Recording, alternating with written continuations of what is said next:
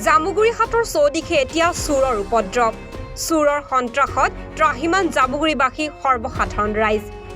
নিতৌ চোৰে জামুগুৰিহাটৰ বিভিন্ন প্ৰান্তত চলাইছে লুটপাট। জামুগুৰি আৰক্ষী নিৱেশৰ পৰা মাত্ৰ 1 কিলোমিটাৰ নিলগৰ বাঁহবাৰী সত্ৰ গাঁৱৰ নিবাসী দেবেন কলিতাৰ বাসগৃহত যোৱা নিশা চোৰে লুটপাট চলায়।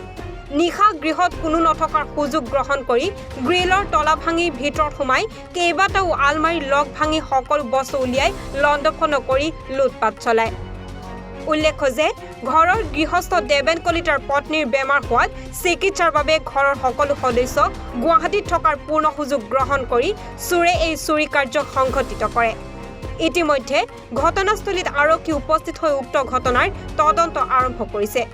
ঘৰত মানে যোৱা ৰাতি চুৰ হৈছে। চুৰ হোৱাত গোটাই ঘৰৰ প্ৰায় 9টামান গডৰেজ ভাঙি চিঙি ভিতৰৰ যিটো আছিলে তাৰ গহনা গাঁঠৰি টকা পইচা কি ক'ত আছে আমি নাজানো।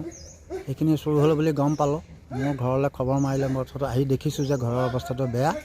গোটাইখিনি চুৰ কৰি লৈ গুচি গৈছে। এতিয়া কি ক'ত নিছে সেইটো গৃহত যিহেতুকে নাই, কাৰণ বিশ্ব কলিতাৰ মাকৰ অসুখ। তেওঁলোকৰ পৰিয়ালটো গুৱাহাটীত মাকক চিকিৎসা কৰিবৰ কাৰণে লৈ গ'ল। ঘৰখনত কোনো মানুহ নাছিলে। সেই নথকাৰ সুযোগটো লৈ যোৱা ৰাতি ঘৰখন চুৰ কৰি সমস্ত নিলে।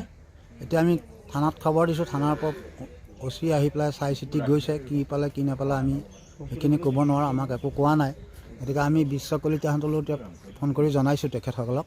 তেখেতসকল হয়তো যদি সুবিধা পাৰে কোনোবা এজন হয়তো আহিব বুলি আমি খবৰ এটা পাইছোঁ। এতিয়া আমি বৰ্তমান ঘৰৰ সন্মুখতে আমাৰ বাঁহবাৰী সত্ৰৰ সমূহ ৰাইজ গোপিনীও ইয়াত উপস্থিত আছে। সকলো ৰাইজ এতিয়া আমি ইয়াতে লৈ নিৰীক্ষণ কৰি আছোঁ। চতিয়াৰ পৰা চাহিদুল ইছলামৰ প্ৰতিবেদন, এনিভাৰ 24।